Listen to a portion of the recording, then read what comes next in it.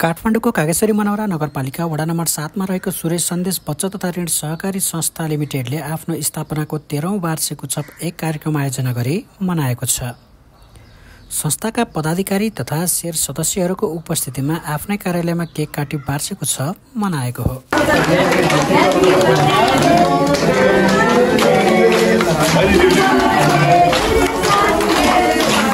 संस्थाका अध्यक्ष शैलेन्द्र रायमाझीज्यूले तपाईँ हामी सबैको मेहनतले गर्दा संस्थाले दिन प्रतिदिन प्रगति गरिरहेको र यो ठाउँको यो भेगको मानिसलाई पनि एउटा आर्थिक प्रगतिको लागि आर्थिक विकासको लागि टेवा पुर्याओस् भन्ने उद्देश्यले सहकारीको स्थापना भएको बताउनुहुन्छ। हामी सबैजनाको मेहनतले गर्दाखेरि संस्थाले दिन प्रतिदिन प्रगति गरिरहेको छ र यो ठाउँको यो भेगको मानिसलाई पनि एउटा आर्थिक प्रगतिको लागि चाहिँ एउटा मेरुदण्ड बनोस् र यो ठाउँमा आर्थिक विकासमा चाहिँ यसले टेवा पुर्याओस् भन्ने उद्देश्यले हामीले सहकारी स्थापना गरेका छौँ। त्यस्तै गरी संस्थाको वार्षिक उत्सवको अवसरमा वडा नम्बर 7 मा अवस्थित मनमोहन स्मृति पार्कमा वृक्षारोपण कार्यक्रमको समेत आयोजना भएको छ।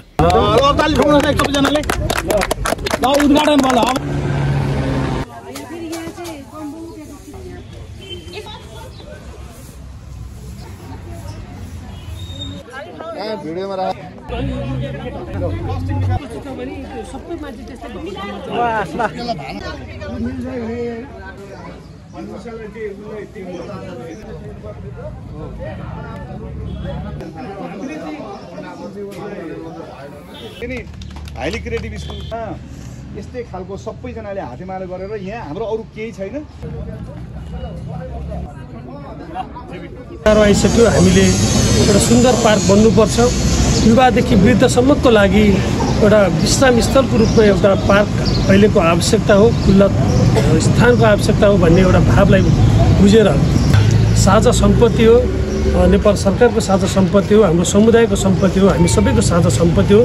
यो साझा सम्पत्तिको यसलाई हेरचाह गर्ने, यसलाई जगेर्ना गर्ने संरक्षण गर्ने जिम्मेवारी पनि र कर्तव्य पनि हाम्रो हो। यसकारणले यस्ता किसिमका कार्यक्रमहरूले अझ थप जीवन्त राख्छ भन्ने मैले विश्वास पनि लिएको छु। त्यस्तै गरी सुरेश सन्देश बचत तथा ऋण सहकारी संस्थाका अध्यक्ष तथा मनमोहन स्मृति पार्क संरक्षण समितिका अध्यक्ष शैलेन्द्र रायमाझीज्यूले मनमोहन पार्क बनाउने सपना रहेको र यो पार्क व्यक्तिगत रूपमा नभएको भन्दै यो सबैजनालाई चाहिएको हुनाले यसलाई जगेर्ना गर्नुपर्ने र यसलाई काँडाघारी मैदान बनाउने कि फुलबारी बनाउने तपाईँ हाम्रै हातमा रहेको बताउनुहुन्छ। यो मनमोहन पार्क चाहिँ एउटा हाम्रो सपना थियो, अघि सचिवजीले नि भन्नुभयो।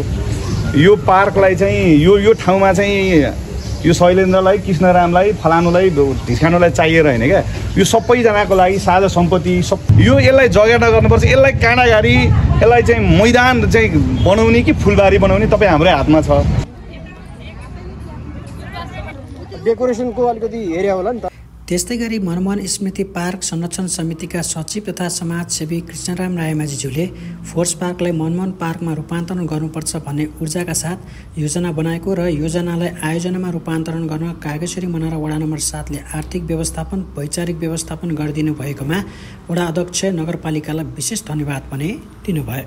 यो फोर्स पार्कबाट यसले मनमोहन पार्कको नाममा यसले रूपान्तरण गर्नुपर्छ भन्ने ऊर्जाका साथ हामी यहाँ बस्यौँ। हामीले एउटा योजना बनायौँ, चाहिँ एउटा पार्क बनाउने योजना बनायौँ र त्यो योजनालाई आयोजनामा रूपान्तरण गर्न कागेश्वरी मनौरा नगरपालिका वडा नम्बर 7 ले आर्थिक व्यवस्थापन, वैचारिक व्यवस्थापन गरिदिनु भएको थियो। त्यसको लागि पनि म आज मौका मिलेको छ। म वडा अध्यक्ष लगायत कागेश्वरी मनौरा नगरपालिका र वडा नम्बर 7 कार्य समिति विशेष धन्यवाद पनि दिन चाहन्छु। म कार्यक्रममा जनप्रतिनिधि, सुरेश सन्देश बचत तथा ऋण सहकारी संस्थाका पदाधिकारी, समाजसेवी, विभिन्न टोल सुधार समितिका पदाधिकारी ज्यूहरूको समेत बाक्लो उपस्थिति रहेको थियो।